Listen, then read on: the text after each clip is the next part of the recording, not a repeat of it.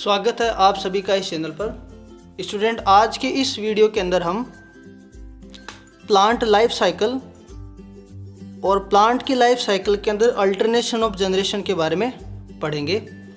Alternation of generation आपके plant kingdom chapter जो 12th class NCERT में दिया गया है उसके अंदर दिया गया है।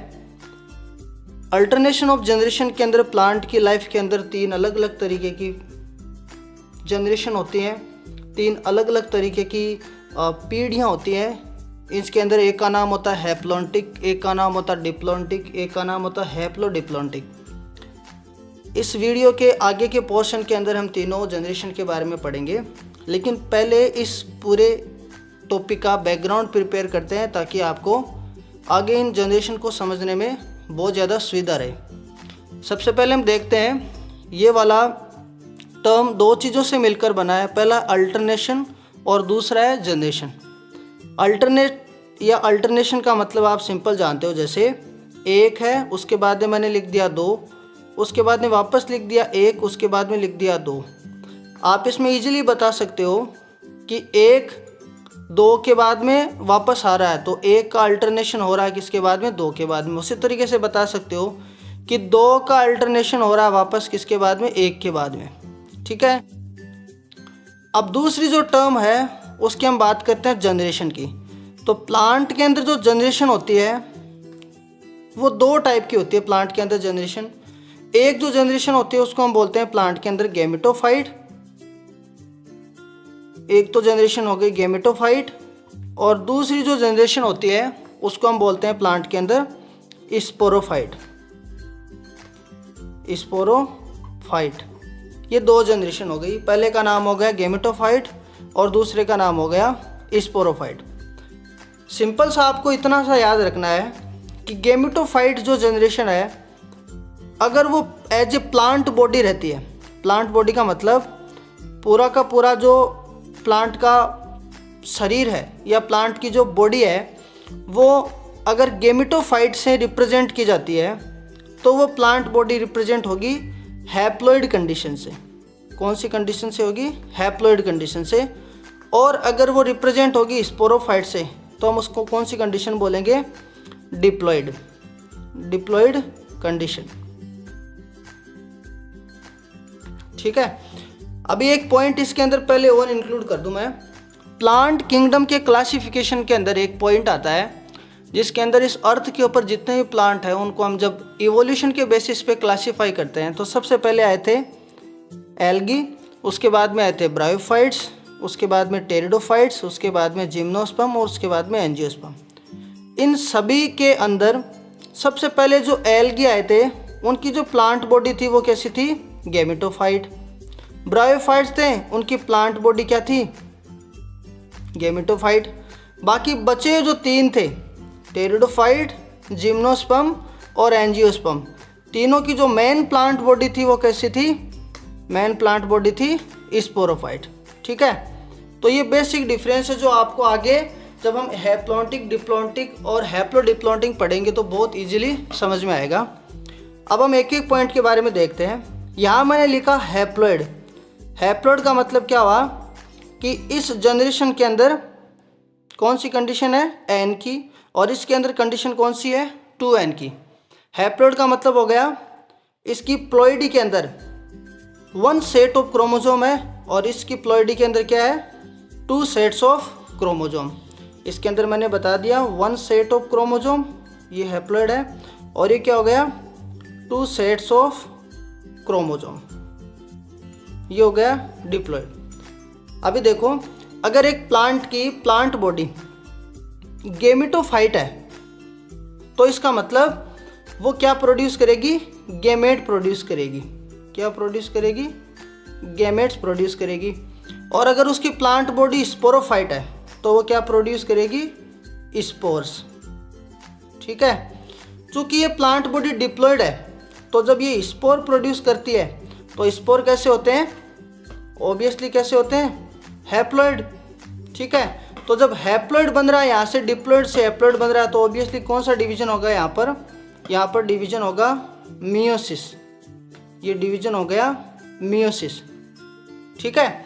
और ये वाली जब कंडीशन है जिसके अंदर हैप्लॉइड कंडीशन क्या बना रही है, गेमेट बना रही है, और गेमेट भी कैसे हो गए, ये हो गए हैप्लॉइड। तो ऑब्वियसली जब हैप्लॉइड से हैप्लॉइड बन रहा है तो ऑब्वियसली कौन सी कंडीशन क्रिएट होगी यहाँ पर, माइटोसिस। ठीक है, तो यहाँ पर तो प्रोसेस फॉलो की जाएगी माइटोसिस की, और यहाँ पर प्रोसेस फॉलो की जाएगी मियोसिस की।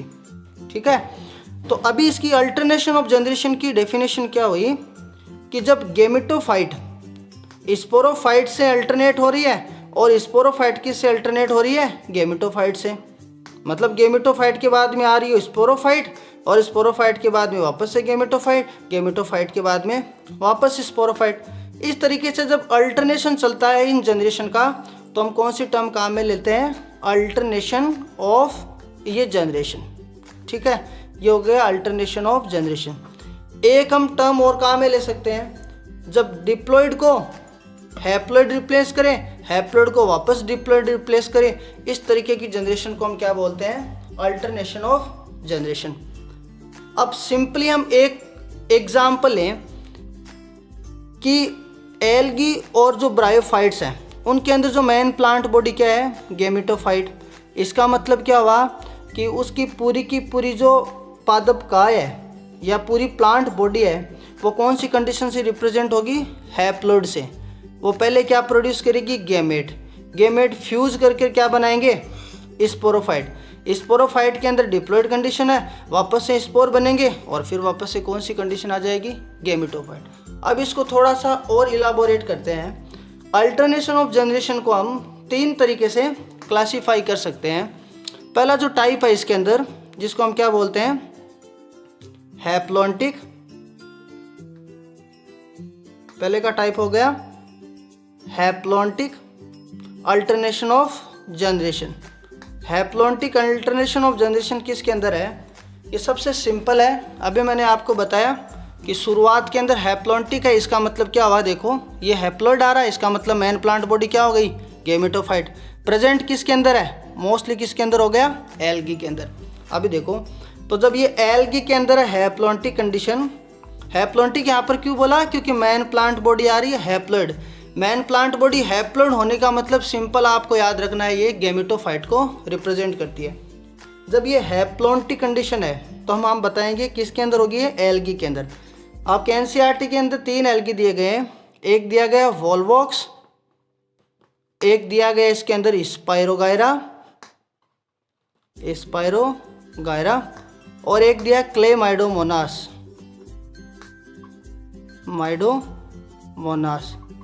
इन 3 के अंदर कौन सा जनरेशन हो गया, हैप्लॉन्टिक अल्टरनेशन ऑफ जनरेशन। अभी देखते हैं थोड़ा इसको।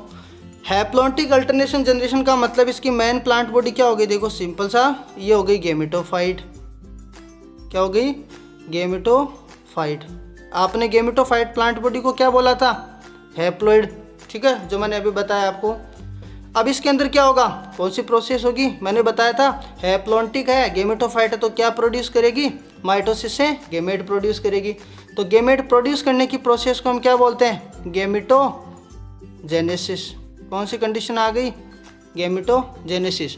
जब गेमेटोजेनेसिस इसके अंदर क्रिएट होगा तो गेमेटोजेनेसिस से क्या बन जाएंगे, ये बन गए गेमेट्स।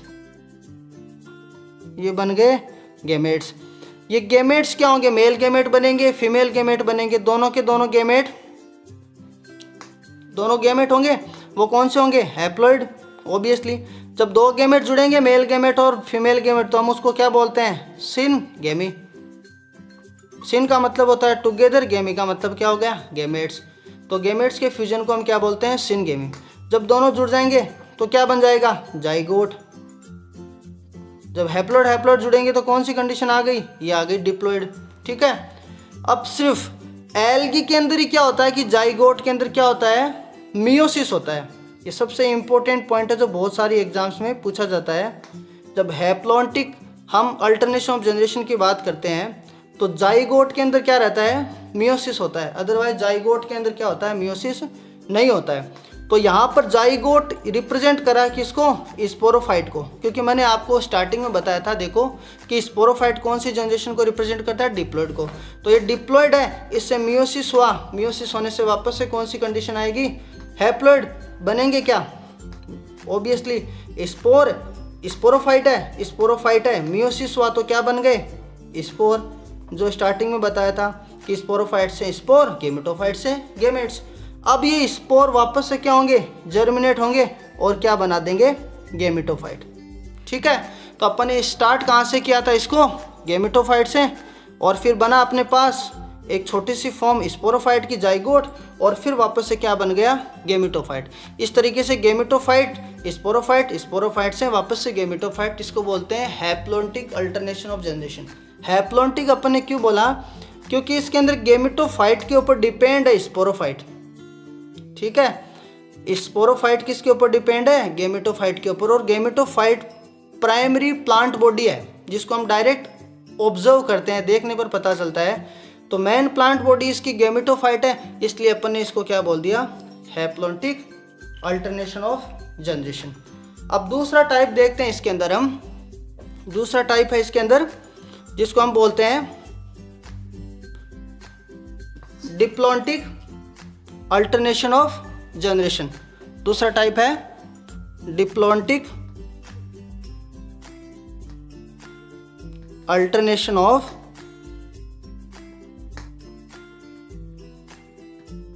जनरेशन। ठीक है, देखो वापस से बड़ा इजी सा ये डिप्लॉन्टिक अल्टरनेशन ऑफ जनरेशन।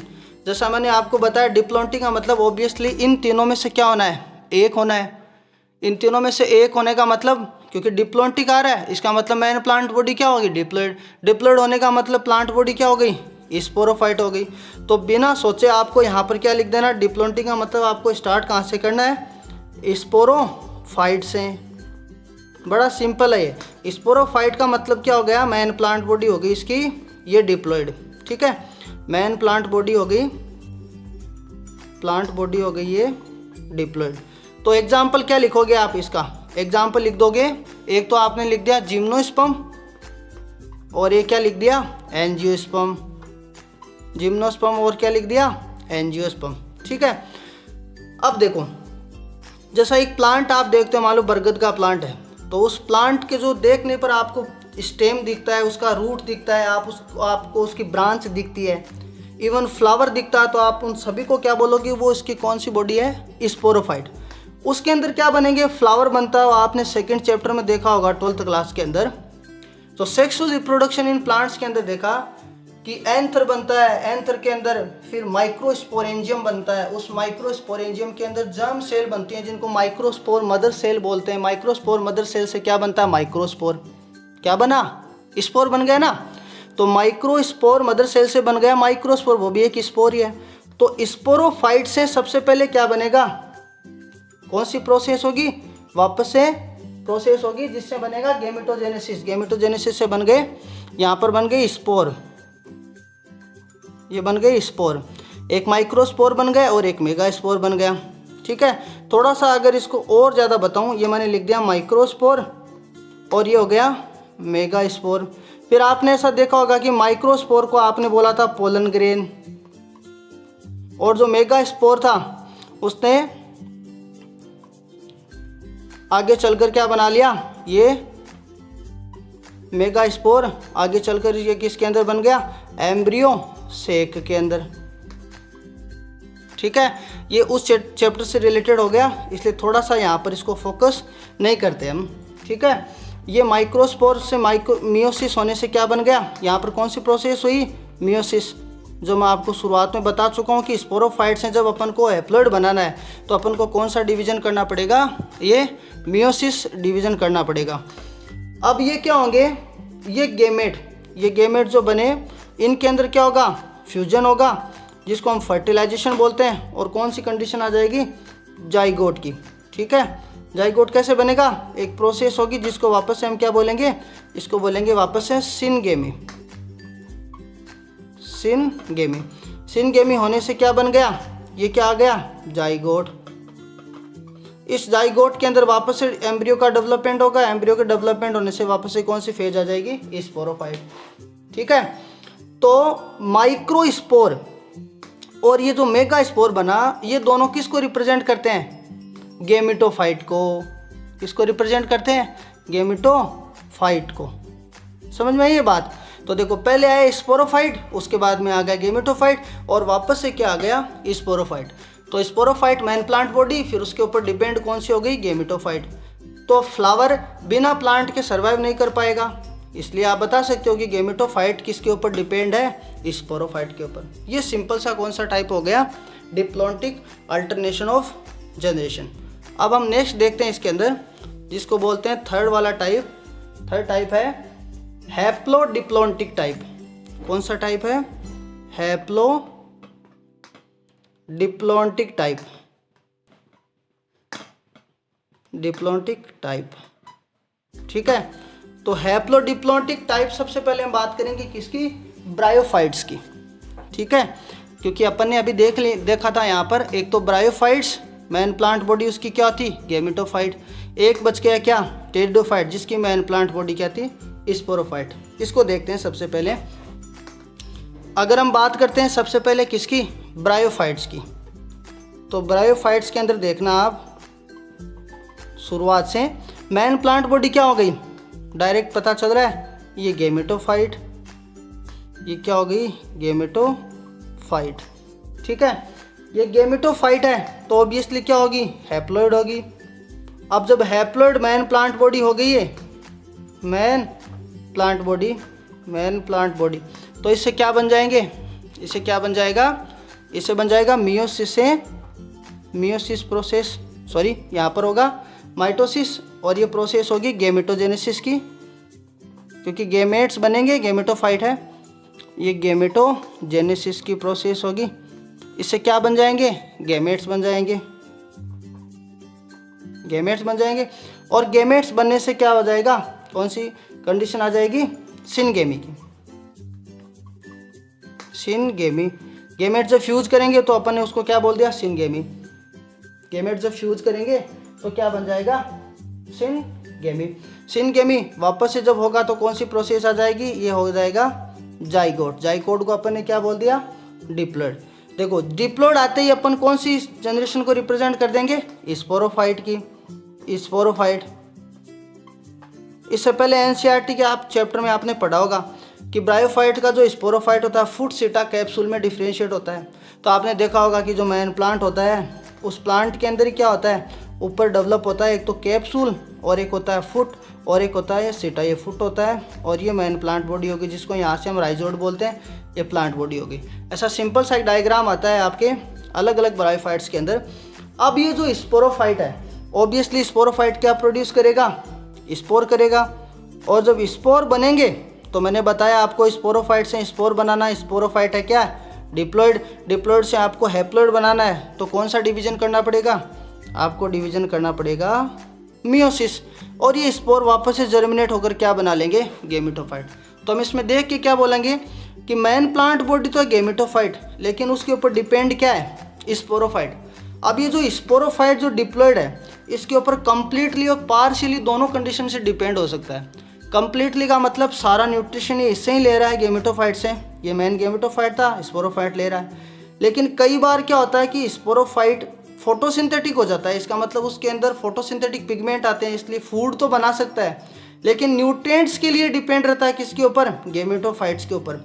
इसलिए हम क्या बताते हैं कि ये पार्शियली डिपेंड है किसके ऊपर, गेमेटोफाइट के ऊपर। ये ब्रायोफाइट का इंपॉर्टेंट एक फीचर हो गया, ठीक है। अभी ब्रायोफाइट्स के साथ ही अगर हम ऐड करें यहाँ पर किसको, टेरिडोफाइट्स को, ये देखो मैंने यहाँ लिख दिया टेरिडोफाइट्स। तो आपको ये डायग्राम में कोई चेंज नहीं करना है, आपको सिंपल इतना बताना है कि मैन प्लांट बॉडी आपको कौन सी बता देनी है, फिर प्लांट बॉडी बता देनी है, प्लांट बॉडी बतानी है आपको स्पोरोफाइट। वापस से वही कंडीशन, स्पोरोफाइट क्या है यहाँ पर, डिप्लॉइड है, मियोसिस से क्या बना, स्पोर बना, स्पोर के जर्मिनेशन से क्या बन गया, गेमेटोफाइट। गेमेटोफाइट वापस से गेमेटोजेनेसिस हुआ, गेमेटोजेनेसिस से क्या बन गया, गेमेट बन गया। गेमेट जो वापस थे उन्होंने फ्यूजन किया, फ्यूजन होने से सिनगेमी बोल दिया, वापस से जाइगोट बना, जाइगोट ने क्या बना लिया, स्पोरोफाइट। तो जब मैन प्लांट बॉडी ये है, मैन प्लांट बॉडी जब ये स्पोरोफाइट हो गया, इस बार इस डायग्राम में समझना आप, जब मैन प्लांट बॉडी स्पोरोफाइट हो गया तो डिपेंड कौन हो गया फिर, गेमेटोफाइट। तो देखो ब्रायोफाइट और टेरिडोफाइट में बेसिक डिफरेंस क्या रहा है कि ब्रायोफाइट में तो क्या था कि गेमेटोफाइट के ऊपर स्पोरोफाइट डिपेंड था, लेकिन टेरिडोफाइट के अंदर क्या होगा कि स्पोरोफाइट के ऊपर डिपेंड कौन होगा, गेमेटोफाइट। ठीक है, अब ये क्या होगा, दो कंडीशन आती हैं इसके अंदर, एक तो आता है फ्री लिविंग, तो इसके अंदर स्पोरोफाइटिक फ्री लिविंग है, और ब्रायोफाइट के अंदर क्या था, गेमेटोफाइट फ्री लिविंग था, क्योंकि सारा काम ये खुद ही करा है, क्योंकि मैन प्लांट बॉडी हो गई इसके अंदर, और टेरिडोफाइट के अंदर मैन प्लांट बॉडी जब ये हो गई तब ये फ्री लिविंग हो गया। समझ गए आप। तो ये सारी की सारी स्ट्रक्चर कैसी हो गई, मल्टी सेलुलर हो गई। अब कुछ एक्सेप्शन आपको यहाँ पर मैं बता रहा हूँ जो आपके एनसीईआरटी के अंदर दिए गए हैं। पहला एक्सेप्शन ये है कि मोस्टली जो एल्गी होते हैं उनके अंदर क्या रहता है, मैन प्लांट बॉडी हैप्लॉइड रहती है, इसलिए कौन सा साइकिल ऑपरेट होता है, हैप्लॉन्टिक लाइफ साइकिल। ठीक है, लेकिन पॉलीसाइफोनिया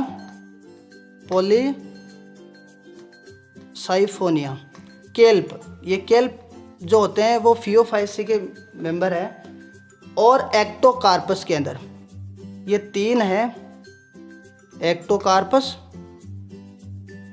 केल्प और पॉलीसाइफोनिया। इनके अंदर क्या होता है, हैप्लोडिप्लॉन्टिक लाइफ साइकिल होती है, जो मैंने अभी आपको बताया, हैप्लोडिप्लॉन्टिक। ठीक है, और एक बच गया एग्जाम्पल जिसको हम बोलते हैं फ्यूकस। फ्यूकस के अंदर कौन सा होता है, डिप्लॉन्टिक जो मैंने बताया था आपको, बरगद का एग्जाम्पल लेके, एंजियोस्पर्म के अंदर, और ये होता है जिम्नोस्पर्म के अंदर। ठीक है, तो इस तरीके से ये सिंपल सा टॉपिक था। बेसिकली अगर आपने इस पोर्शन को ध्यान से इसको समझा, आपने इस पोर्शन को, तो आप तीनों लाइफ साइकिल को इजीली ऑपरेट कर सकते हो, समझ सकते हो। हैप्लॉन्टिक लाइफ साइकिल आपने बता दी एल्गी के लिए, डिप्लॉन्टिक बता दिया आपने जिम्नोस्पर्म और एंजियोस्पर्म के लिए, और हैप्लोडिप्लॉन्टिक आपने बता दी किसके लिए, ब्रायोफाइट्स और टेरिडोफाइट्स के लिए। आई होप ये वीडियो आपको अच्छा लगा होगा। अगर आपको ये वीडियो अच्छा लगा तो चैनल को सब्सक्राइब करना, ताकि आपको इस तरीके के और वीडियो मिल सके। Thank you so much.